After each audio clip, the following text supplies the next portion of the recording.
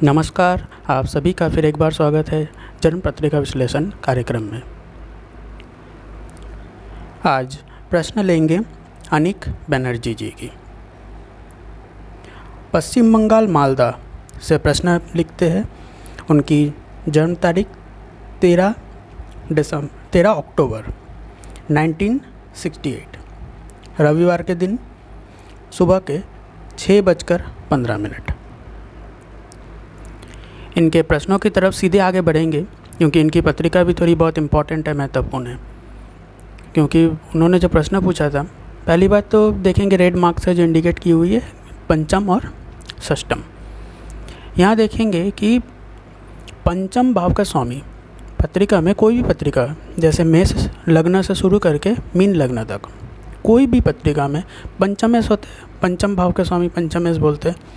पंचमेश अगर षष्ठ भाव में चले जाए, जैसे इस लग्न पत्रिका में देख सकते हैं, पंचम भाव के स्वामी शनि और चतुर्थ भाव के स्वामी शनि दोनों ही षष्ठ भाव में चले गए।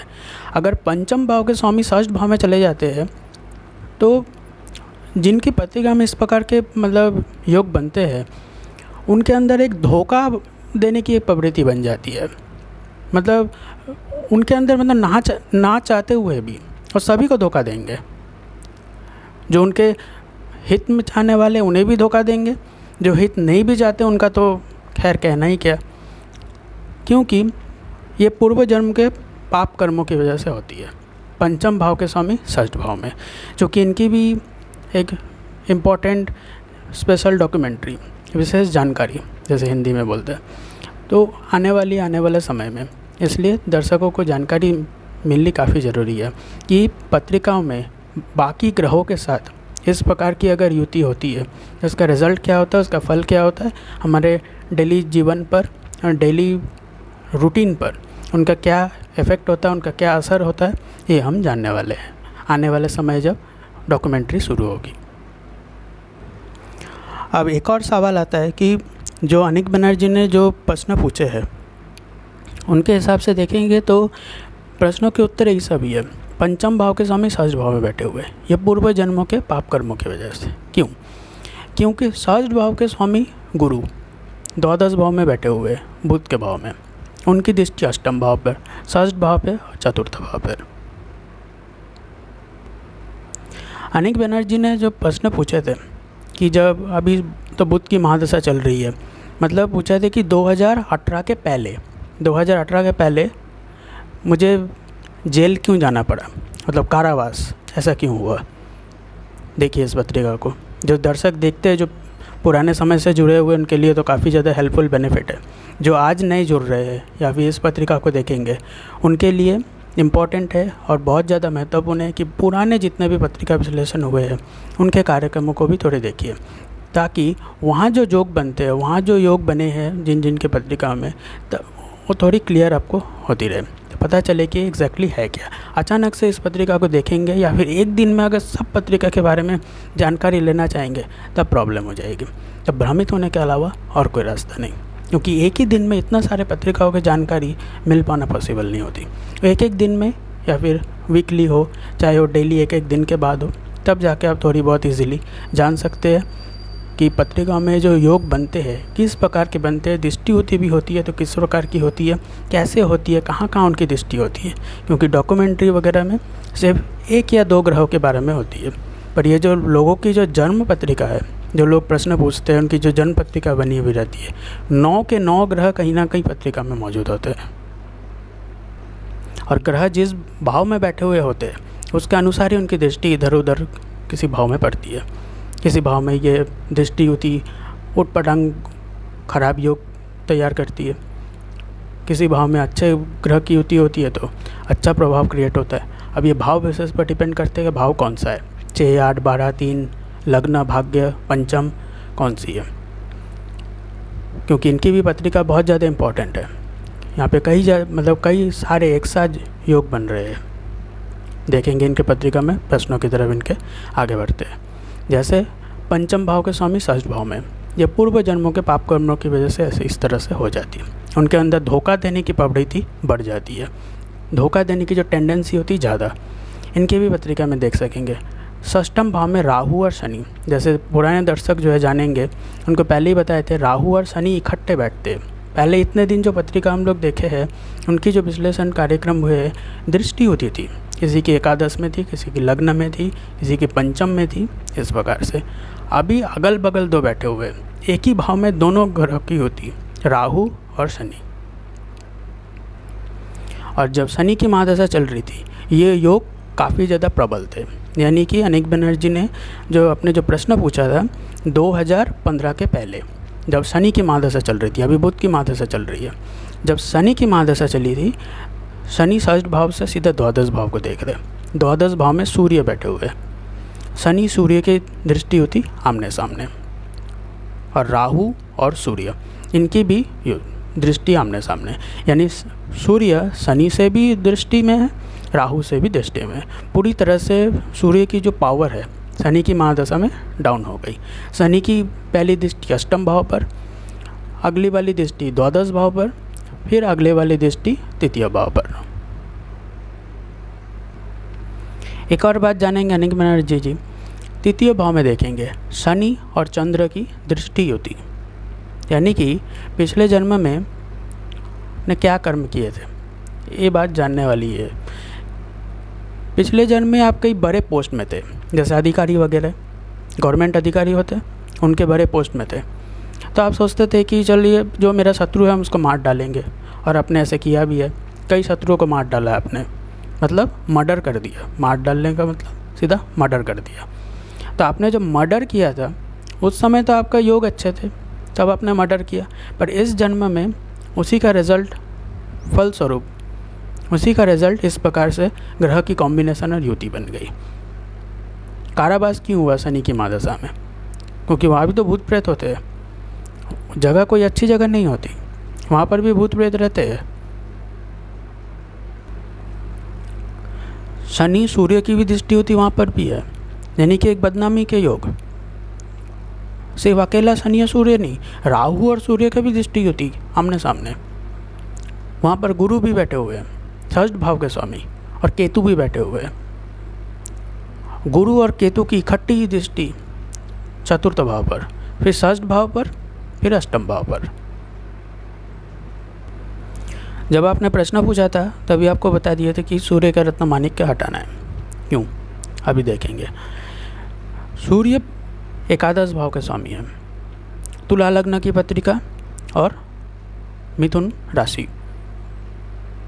तो तुला लग्न की पत्रिका में सूर्य उतने कारक नहीं होते, क्योंकि जब गुरु की महादशा चल रही थी या फिर शनि जस्ट आने वाले थे एकदम पहले, उस टाइम अपने जो ज्योतिष को दिखाया था, अपने उन्हें पैसों के बारे में बताया था कि पैसे व्यय होते रहते हैं, कहीं ना कहीं प्रॉब्लम्स आती है, हेल्थ इशूज़ रहती है। सिर्फ और सिर्फ इतना ही बताया था। इसलिए ज्योतिष ने आपको सूर्य का रत्न माणिक्य पहना दिया ताकि पैसे आ जाए। किंतु उन्हें पता नहीं था कि सूर्य का रत्न माणिक्य पहनेंगे लग्न पत्रिका के हिसाब से वो सूटेबल नहीं है, वो अलाउ ही नहीं करेंगी, है ना। मतलब लग्न पत्रिका किसी भी तरह से एक्सेप्टेबल नहीं होगी, मतलब इजाज़त नहीं देगी कि आप सूर्य का रत्न माणिक्य पहने। तो वो भी आपने पहना। सूर्य की सीधी दृष्टि शनि और राहु के ऊपर, भूत प्रेत साफ जोग है सीधे तौर पर, क्योंकि राहु की दृष्टि दसम भाव पर भी है, द्वितीय भाव पर भी है। मंगल एकादश भाव में बैठे हुए हैं। एक और बात यहाँ जानने योग्य है, मंगल एकादश भाव में बैठे हुए हैं। मंगल एकादश भाव में बैठे हुए हैं।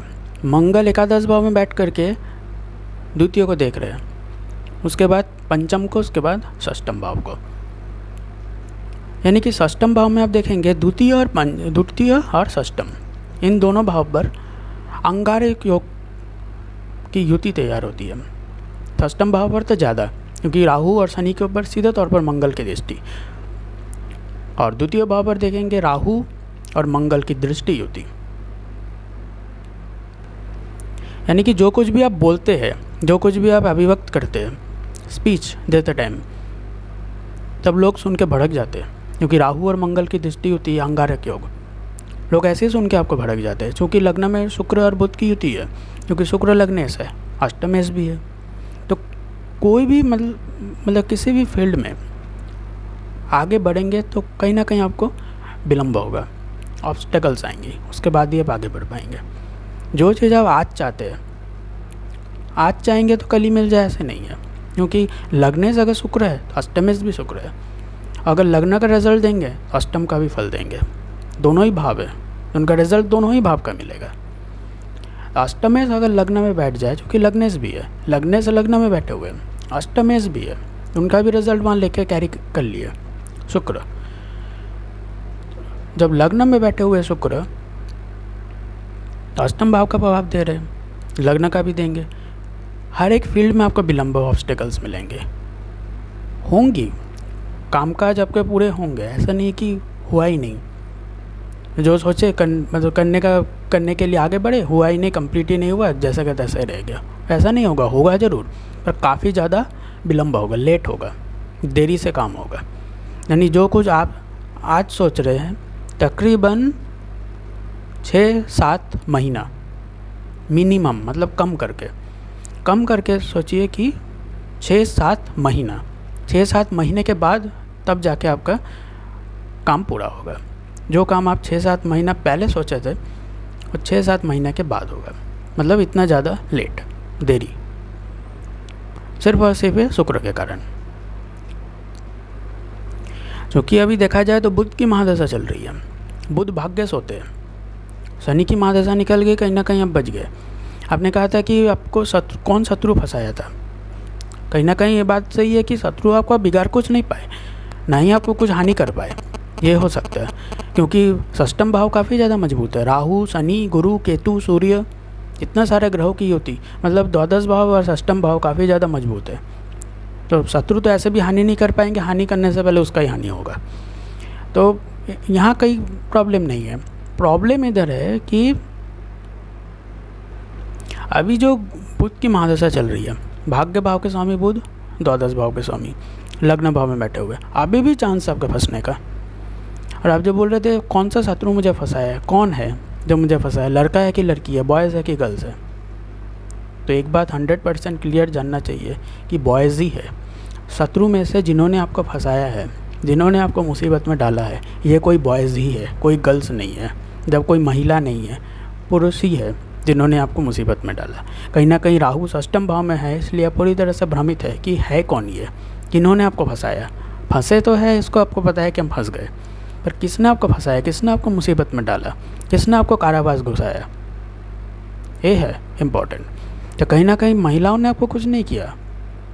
एक संस्थान में महिलाएं भी काम करती, पुरुष भी काम करते, सब कोई रहता है, कोऑपरेटिव बोलते हैं ना, को एडुकेशन जैसा होता है ना, लड़का लड़की एक साथ होते हैं, को एडुकेशन, तो उसी तरह कोऑपरेटिव बोलते हैं ना, कोऑपरेटिव फील्ड, मतलब जहाँ लड़का लड़की दोनों एक साथ होते हैं, महिलाएं भी होती है, पुरुष भी होते हैं। तो यहाँ आपको महिलाएं फंसा नहीं रही है। कई पत्रिकाओं में देखेंगे कि महिला ही फंसा देती है, इतना भयानक फंसाती है कि वहाँ से निकलना मुश्किल हो जाता है। तो आपकी पत्रिका बता रही है कि जो आपके शत्रु है, चाहे वो पहले भी थे, अभी भी है, आगे भी रहेंगे, बुध की महादशा चल रही है, अभी भी चांस है। तो आपको बॉयज़ से, जो पुरुष है, उनसे थोड़ा सावधान रहने की ज़रूरत है। फंसा वही लोग रहे आपको, भले ही आपको पता नहीं चल रहा है, आइडिया उन्हीं लोगों का है, क्या करना है नहीं करना है डिसाइड वही करते हैं। बॉयज़ मतलब पुरुष, महिला यहाँ कुछ भी नहीं करती।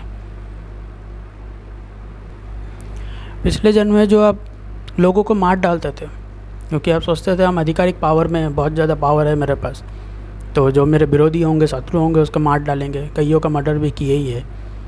तो इसी वजह से पूर्व जन्म के पाप कर्म के स्वरूप पंचम भाव के स्वामी षष्ठ भाव में राहु शनि की भूत प्रेत साप जोग की युति, यानी कि ध्यान से देखेंगे, षष्ठ भाव में राहु और शनि दोनों की युति अगल बगल बैठे हुए हैं।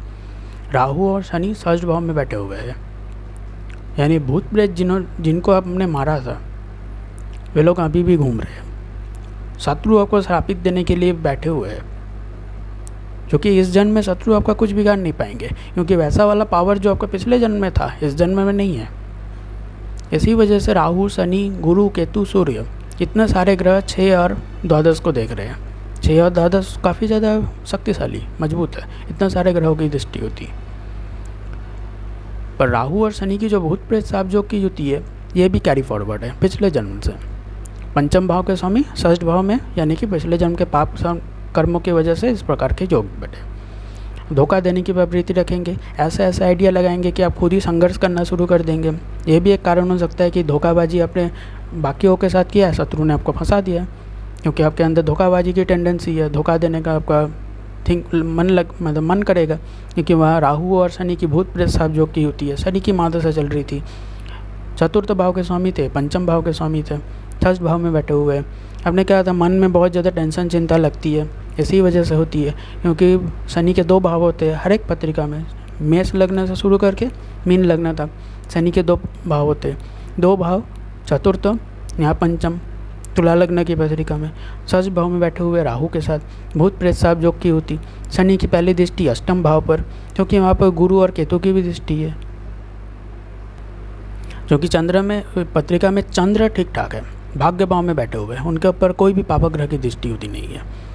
और भाग्य भाव के स्वामी बुध लग्न में बैठे हुए हैं, बुध पर भी खास कोई पापक ग्रह की कोई दृष्टि नहीं है, शुक्र उनके साथ बैठे हुए लग्न से है। तो शुक्र और बुध जो आमने सामने बैठे हुए हैं, कहीं ना कहीं अभी आपको बिजनेस ही करना चाहिए।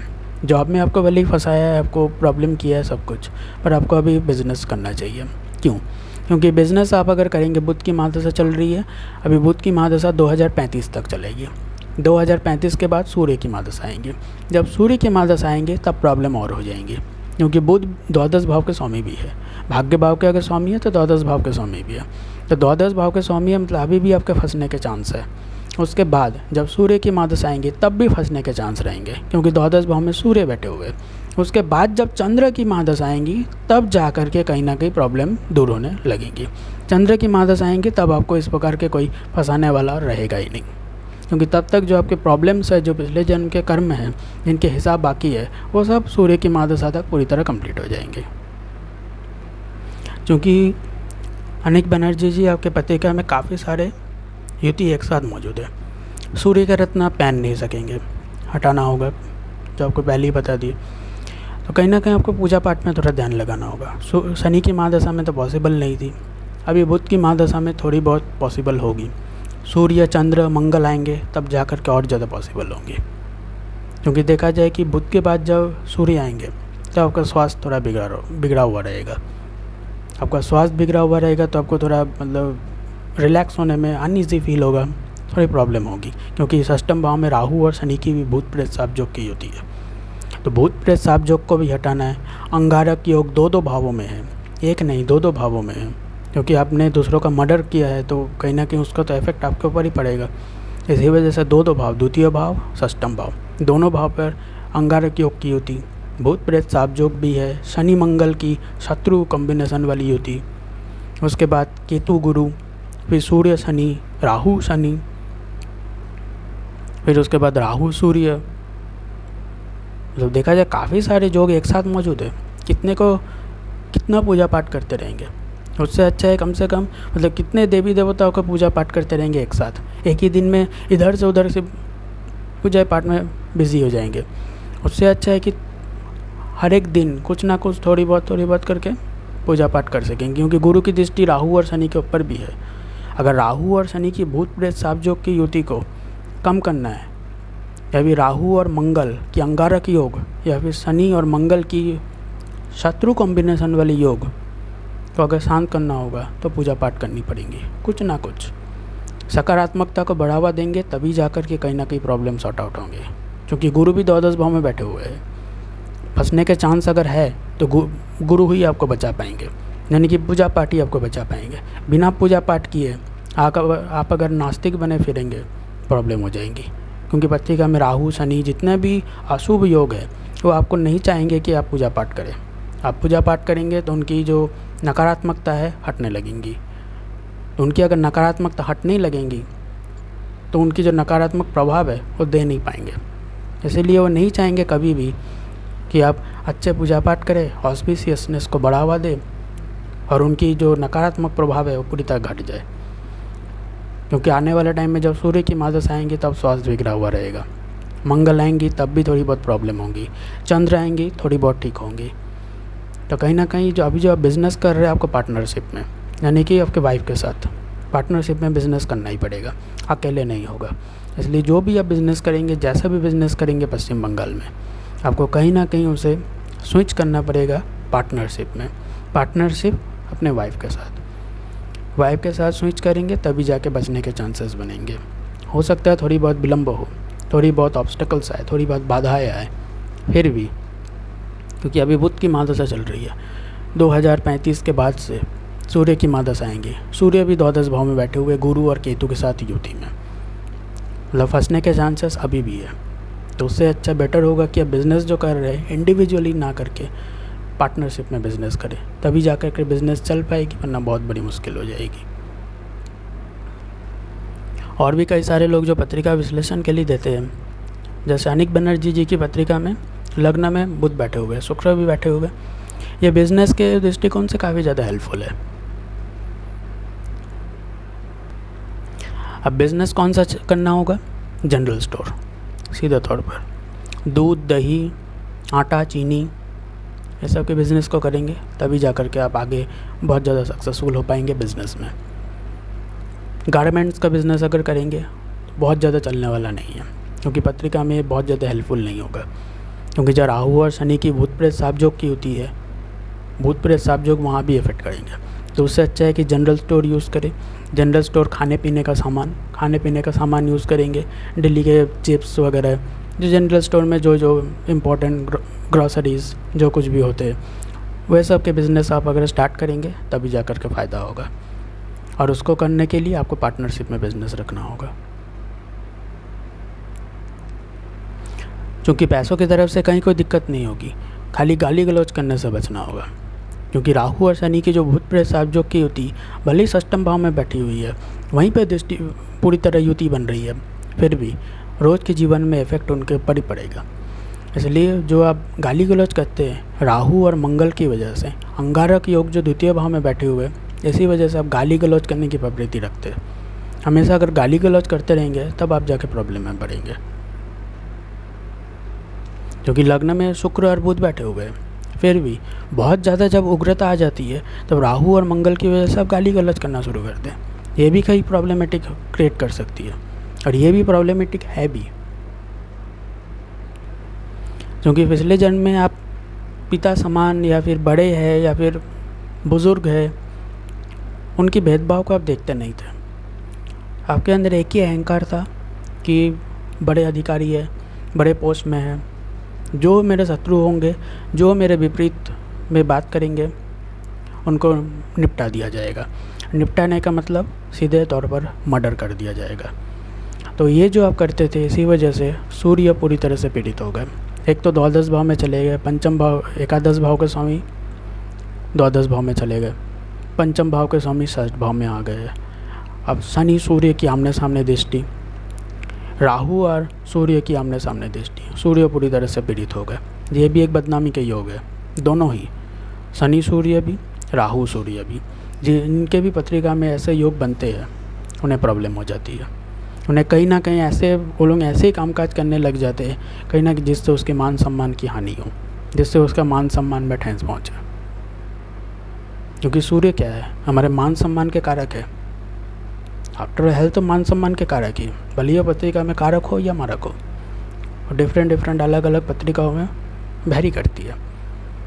जैसे मेष लग्न में कारक होती है, कर्क लग्न में कारक है, मीन लग्न में कारक है, धनु लग्न में कारक है, और भी ऐसे कई सारे लग्न हैं जहाँ समभाव भी है, समभाव रखते हैं, मित्र भी नहीं है, शत्रु भी नहीं है, फिर भी उनका कारक तत्व क्या है, उनका मेन रोल क्या है, फंक्शन क्या है सूर्य का? मान सम्मान देना। तो मान सम्मान तभी दे पाएंगे जब वो ठीक पोजीशन में रहेंगे। अगर खुद ही बिगड़े हुए रहेंगे, उनके ऊपर जैसे राहु शनि पाप ग्रह की युति रहेंगी, केतु वगैरह रहेंगे, तो प्रॉब्लम हो जाएंगी। तो कहीं ना कहीं जीवन में आप मान सम्मान की कमी को देख पाएंगे। अब ये भी सवाल आता है कि उनसे बचना कैसे होगा। बचने के लिए कहीं ना कहीं पूजा पाठ का सहारा लेना होगा, क्योंकि सूर्य के साथ गुरु बैठे हुए हैं अगल बगल, उनके साथ केतु भी है। तो सूर्य गुरु जब अगल बगल बैठे हुए हैं तो पूजा पाठ का सहारा लेंगे तभी जा कर के बचेंगे, क्योंकि एक साथ और भी कई सारे ग्रह युति है। चंद्र शनि की भी युति है तृतीय भाव पर, क्योंकि शनि षष्ठ भाव में बैठे हुए आखिरी दृष्टि तृतीय भाव पर, चंद्र भाग्य भाव में बैठे हुए उनकी सीधी दृष्टि तृतीय भाव पर। यानी कि तृतीय भाव पर शनि और चंद्र की दृष्टि होती। तो इन प्रकार की जो युति है ये कहीं ना कहीं पूर्व जन्म से ही आई है। पूर्व जन्म में जो आपने कर्म किए हैं, जो आधिकारिक पोजीशन में रह कर के उसका आपने दुरुपयोग किया है, उन्हीं के रिजल्ट के हिसाब से इस तरह से ग्रह युति बनी है। क्योंकि लग्नेश ठीक है, अगर लग्नेश भी बिगड़े हुए रहते तो और ज़्यादा मुसीबत आ जाती, क्योंकि भूत प्रेत साप जोग है वो और ज़्यादा हावी हो जाती। लग्नेश ठीक है, इसी वजह से थोड़ी बहुत कम है, फिर भी प्रॉब्लम्स कहीं ना कहीं डेली जीवन में आप देख सकते हैं। अनिक बनर्जी जी अपने एक और प्रश्न पूछा था कि मन खिन्न क्यों रहता है। राहु षष्ठ भाव में बैठे हुए, दसम भाव पर उनकी सीधी दृष्टि। दसम भाव को देखेंगे, राहु षष्ठ भाव में बैठे हुए हैं, षष्ठ भाव में शनि के साथ बैठे हुए, उनकी सीधी दृष्टि दसम भाव पर, अकेले राहु की दृष्टि और उनके ऊपर किसी ग्रह की दृष्टि नहीं। कर्म भाव के स्वामी भाग्य भाव पर, क्योंकि भाग्य भाव पर किसी भी पापक ग्रह की दृष्टि नहीं है। यहाँ पे चंद्र बैठे हुए, उनके ऊपर भी कोई पापक ग्रह की दृष्टि नहीं है। इसी वजह से कहीं ना कहीं आपका जो जॉब था थोड़ी बहुत ठीक थी, पर बिगाड़ा किसने? राहु और शनि की भूत प्रेत साप जोग की युति ने। उसके ऊपर सूर्य जो पूरी तरह से पीड़ित हो चुके हैं, द्वादश भाव में बैठे हुए हैं, उनकी तो पावर एक ऐसे ही गई, द्वादश भाव में बैठे हुए षष्ठ को देख रहे हैं। उसके ऊपर राहु और शनि की जो सीधी दृष्टि उनके ऊपर पड़ रही है, ये भी प्रॉब्लमेटिक है। इसी वजह से प्रॉब्लम आई है। जॉब प्रोफेशन काफ़ी ज़्यादा अच्छा था, पहले आपने जॉब किया, अभी आप बिज़नेस करेंगे, तो बिज़नेस के लिए भी काफ़ी ज़्यादा हेल्पफुल रहेगी। अभी आपको बिज़नेस क्यों करना है, इसका भी बहुत ज़्यादा इम्पोर्टेंट एक क्वेश्चन आप देख पाएंगे। क्योंकि कर्म भाव के जो स्वामी है, दसम भाव के स्वामी चंद्र, बुध के भाव में बैठे हुए भाग्य भाव में चंद्र, इसी वजह से आपको बिज़नेस करना है, उनकी महादशा चल रही है। उसके बाद जब सूर्य की महादशा आएंगी, सूर्य अभी की बुध की भाव में बैठे हुए हैं, क्योंकि बुध के दो भाव है, भाग्य भाव और द्वादश भाव।